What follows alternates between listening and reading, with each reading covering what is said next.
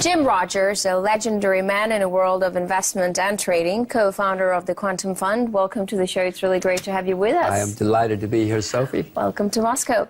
All right, Jim, so a mess for both the American and the world economy. That's what you've predicted. What is it going to be like? Is it going to be just as bad as 2008? No, Sophie, it's going to be much worse. You should watch RT TV. It's going to be much worse. We had a problem in 2008 because the debt was very, very high. Now the debt is much, much higher all over the world. Next time we have a problem, it's going to be worse than 2008. You should be very worried. You should be very knowledgeable, and you should get prepared. I'm not as knowledgeable as you are in Sure, you're better. Questions of economy and finance, so tell me how better we're talking about. I mean, you've been talking about this impending recession for a while now, ready to strike United States, for instance, but, you know, we see American economy picking up. The unemployment rate is going down, so why does it keep postponing itself? Wait. First of all, you listen to government figures. You remember the Soviet Union? The government had a lot of numbers that were very good. The United States now puts out a lot of figures that are not legitimate, accurate figures. You look at unemployment, what they do, for instance, they just stop counting many people, say they're not looking for a job anymore. So the numbers are artificial in the United States. Yes, some parts of the U.S. economy are doing very well. If you're on Wall Street or if you're in finance, you're doing fine because the government has been printing a lot of money and a lot of debt has been put out. But you go to Texas, go to the Midwest, they're not doing well at all. Most of the country is not doing well. All right, but give me something concrete. When do we have to expect this crisis to hit, and what's going to cause that meltdown? Sophie, for the last 18 months in the United States, most stocks have been going down. The averages are up because of a few big companies that make the average go up, and that's because the government, the Federal Reserve, central bank, is printing a lot of money. Stocks are going down in the United States. Most stocks are down, so the signs are already there. Now, unfortunately, they're not visible. They don't make headlines, so it's already happening. Parts of the country are in recession. Stock market, most stocks are going down. It's already happening. So, if you look at the efforts of the world's financial planners and central bankers, I mean, their efforts to invigorate the economy are really working. What is working? What could work without the government interference? Without the government interference, wouldn't that be wonderful? Then we probably would have been finished with the problems of 2008 or 9. But most Americans will tell you that the economy is not better now. Their lives are not better than they were in 2008 or even 2005. Most Americans do not have a better life for a long, long, long time. If you ask me what to do, first of all, you should abolish the Federal Reserve. Now, America's had 3 central banks in our history. The first 2 disappeared. You can get along without a central bank, as we have. This central bank is a disaster. They've been printing a lot of money. They've been running up staggering amounts of debt. So the first thing we need to do is either abolish the central bank, which is unlikely, or tell them to stay out of the way. Tell them to stop printing money. Tell them to stop building up the debt. That's the problem in the U.S. Sophie, the United States is the largest debtor nation in the history of the world. Not the largest in the world, the largest in the history of the world, and the debt is getting worse. This is not a good situation. So you're thinking abolishing the central bank is going to improve the situation on the market? This particular central bank. Now, the world without central banks has problems too. But this central bank is making all of our lives much worse. And the next crisis and the one after that, if we survive the next one, it's going to be really, really bad. And what you asked before what that means bankruptcies, that means currency turmoil, that means stock markets dropping a whole lot, that means interest rates going much higher. It won't be fun. I just wonder, how many crises have you seen in your lifetime? I mean, aren't they all the same? I mean, you always get bankrupt and you always... Well, but America was a creditor nation in my lifetime. When I was a kid, America was a creditor nation. But since 1987, America's become a debtor nation. And now, listen, we're good at America. In 30 years, we've become the largest debtor nation in the history of the world.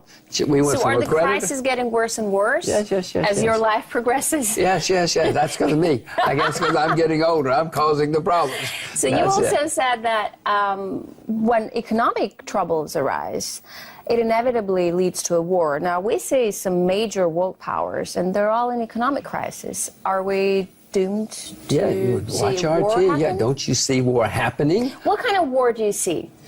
Well, I hope it continues. World today is very different from world 20 years ago or 50 years ago. So what kind of war do you see? We certainly hope we don't see World War III. We certainly hope. Unfortunately, mankind, for whatever reason, mankind throughout history is always coming up with big wars. Let's hope it continues to be proxy wars. I mean, you know about Afghanistan. You know what's been going on in the world. You know what the Americans did in Ukraine. But that's kind of been going on forever. It's not a new thing. I mean, countries change, and locations change, but the logistics don't change. The reason these things are going on is because economic hard times are all around the world. Japan is in recession. Japan is one of the largest economies in the world. The Japanese government will tell you they're in recession. Several European countries are in recession. We have hard times in many parts of the world, and that's one of the reasons we're having strife. The whole Middle East. In the last 10 years, the whole Middle East, nearly every country, probably every country, has had some kind of major crisis. This is all because the world economy is bad and debt is building up. We keep also hearing about a major crisis in China, but their growth still stands at 7%, which is pretty impressive. Should we really be worried? Well, I don't hear about a major crisis in China.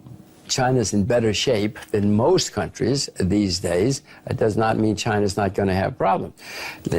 Just to say that some people like to blame China's slowdown on world's economic problems. I know, is it fair? And they try to blame Russia on Ukraine. You know, some people try to do all sorts of things. You know, Steve, they do. You know, it's absurd. And some people listen to some of these propaganda is unbelievable all over the world. China trades with most of the world. Japan's in recession. It's one of their major customers. If your major customer's in recession, you're going to suffer too. Korea's one of them. Korea's having problems. Many parts of Europe are having problems. So when your customers have problems, of course you have problems. You can't blame it on China. China's the victim. But it doesn't matter. We're all in it together, Sophie, and we all are suffering, and we're all going to suffer more in the future. But I'm thinking back in 2008, China was in a really, really good shape. So it was doing the heavy lifting when the crisis hit the world. Who's going to be doing the heavy lifting this time around when the crisis comes? Luba, well done, yes. What happened in 2008, China didn't have much debt. They had a lot of money saved up for a rainy day. It started raining. They started spending the money. This time, Sophie, China has a lot of debt itself. It's astonishing that China's built up so much debt in just the last 8 years. So China's not going to be able to help as much this time as they did last time. Who's going to do the heavy lifting? You tell me. I told you, be worried and be prepared. There's nobody left. The central banks are going to print as much as they can. The governments in the U.S. and other places are going to spend as much as they can. But eventually the market's going to say, we don't want your garbage anymore. You're printing all this paper money. You're you're putting out all these bonds. No, we're not going to take it anymore. Well, I remember last year President Obama said that U.S. should be writing the rules of the global economy and not China. Well, first of all, are there any rules in global economy, and who is really to take the lead, if not China? Can America do the heavy lifting? Well, America will, for the most part, because many people think that America is still the dominant economy. It is the largest economy in the world. So it is, objectively speaking, still, right? It's the largest economy in the world right now. Any measure you want to use, yes. But it's also the largest debtor nation in the world, and most of the growth in the past few years has been based on debt. Sophie, you give me $1 trillion, I'll give you a very good time. You and I will have so much fun if you give me a few $1 trillion. But the hangover, the headache, is going to be so horrible because somebody has to pay for this, and America's debt is going through the roof. So yes, America's leading the world economy, but it's all based on printed money and borrowed money. And in the end, it's going to be a disaster for all of us. So obviously, when the crisis hit, people tend to look for a safe haven. And a lot of people still think that safe haven is the dollar. They like to save their money in dollars, not in euros, not in yens or rubles, in dollars. You don't think so? Why not? Why isn't the dollar I actually safe? own a lot of U.S. dollars just you do. because of what you said, because everybody thinks that the U.S. dollar is a safe haven. It's not. America's the largest debtor nation in world history, but people think still a safe haven, and they're not going to buy the euro, as you said. They're not going to buy the ruble. They're not going to buy the other currencies in the world. So they're going to flee to the U.S. dollar. My largest currency position is the U.S. dollar. So what do you need them for? You're just going to sell them when the times are better? That's my plan. I hope I get it right. Then we'll have a really good time. If the dollar goes up like I think it will, hopefully I'll be smart enough to sell my U.S. dollars as it gets overpriced, could even turn into a bubble, and then I got to do something with my money. When do you think that'll happen? Later this year, next year. Oh, so it's like a close perspective. Yeah, this is 2016. I told you to be worried, to get prepared. And by the way, I just want you to know, speaking of currencies, last week week before last, I bought Russian government bonds in rubles. Wait. We'll get to the Russian bonds. But first, we see foreign governments actually dumping U.S. debt at a record rate. Why do we see this diminished appetite from overseas? Do they just need the cash? Sophie, I'm not the only person who knows that the U.S. is the largest debtor in history and the debt's going higher and higher. Other countries need it, but many of them need the money. Russia needs money these days. China's trying to cut down its dependence on the United States. China's nearly entire foreign currency reserves. Well, I was going to say China and Japan, they own trillions in American treasuries. Yes. Even Russia has increased its investment in U.S. debt.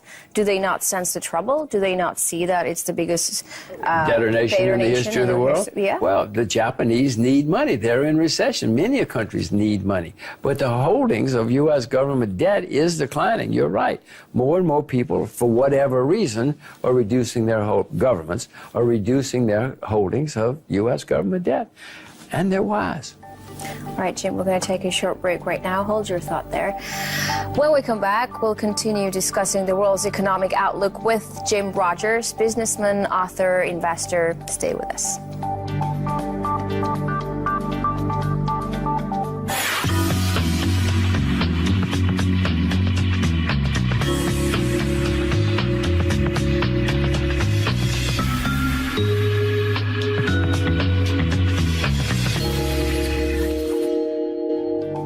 We're back with Jim Rogers, U.S. investor, businessman, discussing the state of the world's economy and what it means for us. So U.S. dollar is slowly forfeiting its position, right? Could something else take its place? How soon could it happen? What could it be? We need something to compete with the U.S. dollar because it is a flawed, terribly flawed currency. Now, you look around the world, there's nothing on the horizon except possibly the renminbi. Renminbi is a huge economy. It's not a huge debtor like many other countries, so the renminbi is the only one I can see. Now, the renminbi is not convertible, so it's an absurd statement, but it is becoming more and more convertible, more and more freely tradable, and as that happens, it's the only currency that I can see that will replace the U.S. dollar or begin to compete with the U.S. dollar. It takes a long time to get rid of old currencies. But right now, as we speak, what is safe in terms of commodities? Is gold safe, for instance? I own gold. I hope I still have it here. Yeah, I have gold. Can I have it? You can look at it, just to prove to you I have gold. I even have some Russian gold in here. Nice coin. See, that's Russian gold. So I own some gold, but I'm not buying gold now. I haven't bought gold in a while. I expect a better chance to buy gold sometime in the next year or two. If the dollar goes up, gold may go down. But if it goes down, I hope to buy a lot more gold because eventually gold is going to go through the roof. As this turmoil increases and people lose more and more confidence in governments, more and more confidence in paper money, they're going to look for something. And gold and silver will be a couple of those places. If you're looking for something right now, agriculture.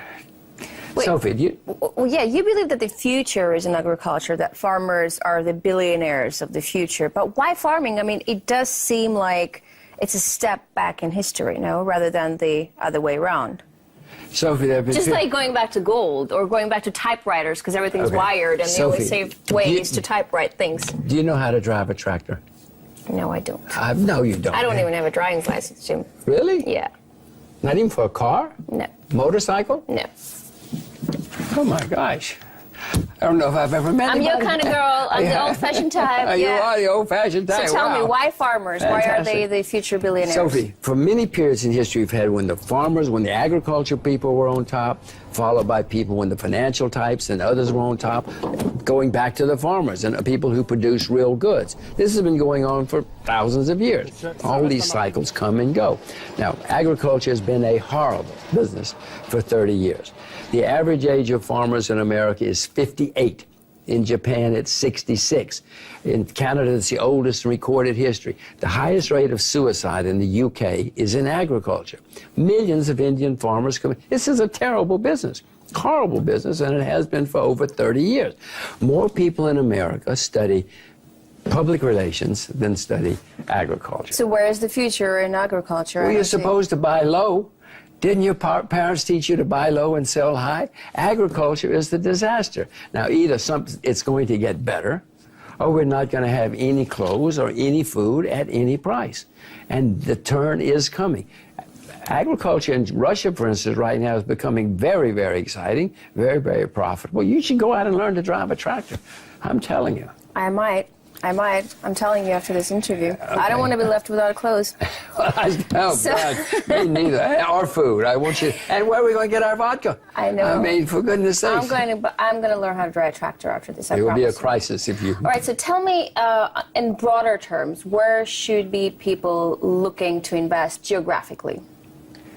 Well, I have started. Whether it's agriculture or business or finance. I have sold short the United States, and I have sold short the stocks in the United States, and I have sold short junk bonds, low-grade bonds in the United States. I own shares in China. I bought more. I have shares in Russia. I bought Russian government bonds several days ago. These are places that I'm looking. I'm looking at Kazakhstan as a place to invest. Iran, I'm looking at.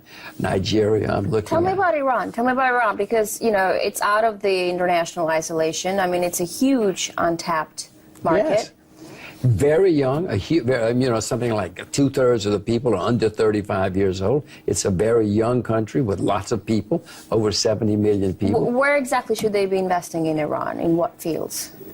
Well, you can invest in oil if you want to, but I wouldn't. But that's obvious. Yeah, if you invest in Iran oil, you're investing in oil whether you want to or not. Anything.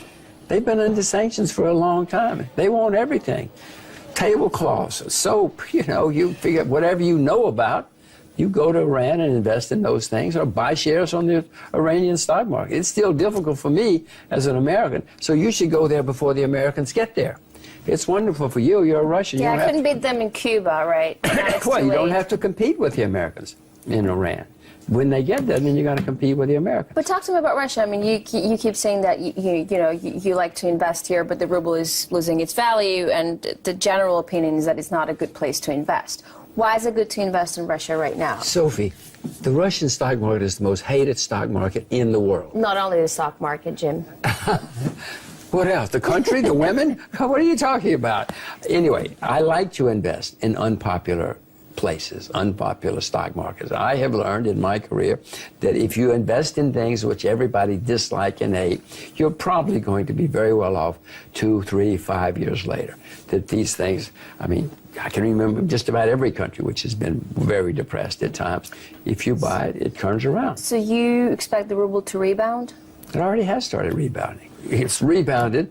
I expect that the ruble will probably not go down. The ruble is in the process of making a bottom. Even if, oil is in the process of making a bottom, and therefore the ruble. But Russia now has things which are replacing oil. Agriculture is booming in Soviet Union, in Russia now, for many reasons. Some artificial, but some real.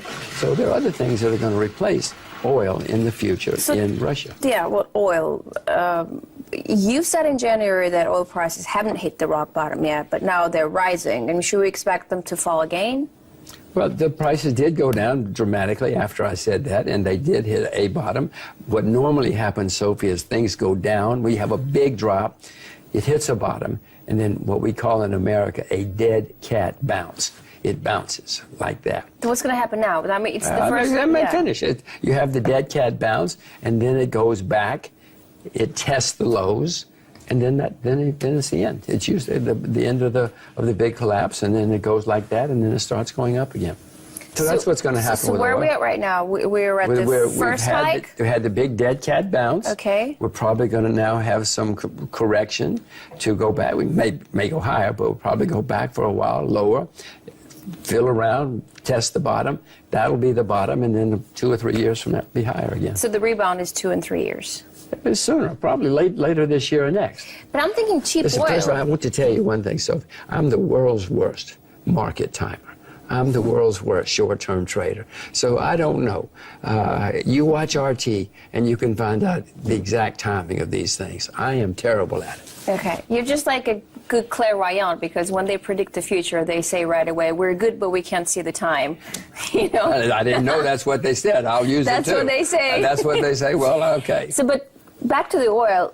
I'm thinking cheap oil is actually good for a global economy. No, isn't cheap energy a driving factor for growth in like giant countries like China or India? It's absolutely. There are more people who consume energy than produce energy. There's no question about that. It is better for all of us. But in the meantime, many people are suffering. Russia, Nigeria, many people are suffering with lower energy prices. But overall, the world is better off with low energy prices. So, what do you think is in store for the emerging economies like Brazil, India? Well, there are many, many emerging economies, so there's no generalization. Who will take the lead? Who do you think will take the lead? Coming out of this? Yeah. China. China's going to the next great country. China isn't quite an emerging economy. I'm talking about the emerging big economies. Okay, well, first of all, I want you to know, China's the next great country in the world. The 19th century was the century of the UK. The 20th century was the century of the US. The 21st century is what's going to be the century of China. So you have children? We'll have soon. Okay. Oh, Harry show. Luba, then be sure your children learn Mandarin, because it's going to be an extremely important language in their lifetime. I have 2 girls. They both speak perfect Mandarin, because I'm preparing them for the 21st century. Now, you say it's not an emerging market, okay? Which of the emerging I mean, not markets? anymore. Well, okay, yeah, it doesn't matter. That's a statement which is acceptable. Let's see. Conceivably, Russia will help pull us out of all of this. Certainly not Brazil. Kazakhstan, amazing things are happening, amazing changes, positive changes are taking place in Kazakhstan. Amazing positive things are happening in Nigeria, not Brazil. India? Well, if you can only visit one country in your lifetime, Sophie, go to India. But it's not a good place to invest, not with my money anyway. It's got the world's worst bureaucracy, many reasons to it. I mean, it's a wonderful... Worse than in Russia? Yeah, I mean, the Indians learned bureaucracy from the English, and then they took it to a higher plane. They made it... Now listen, Russian bureaucracy... They took it to a whole new level, huh? A whole new level, the high... I mean, it's astonishing what the Indians can do. But, I mean, Russian bureaucracy is a nightmare. There's no question about that. You should have been here under the Soviets. Oh, my God, was it a nightmare. It's getting better, but it's still bad. You're right. Well done. I want to talk a bit about the upcoming elections. Donald Trump is doing so impressively well. I mean, who would have thought? He may even get the Republican nomination. Who knows? He might win. Even make it to the White House. He might win, yes. So it will be the first time we'll have a businessman at the helm of a state. Do you think that will change anything? Having a businessman being a president? If Donald Trump does what he says he's going to do, we're going to have trade wars with lots of people, such as China, such as Mexico, probably Russia, who knows it. And trade wars have always led to bankruptcy and often led to war. So if Mr. Trump does what he says he's going to do, I've told you to be worried. If Mr. Trump wins and does what he says, you better be panicked, because the world is really going to fall apart. This absolute disaster, worse than I'm even telling you might happen, and we might even have big wars at that point.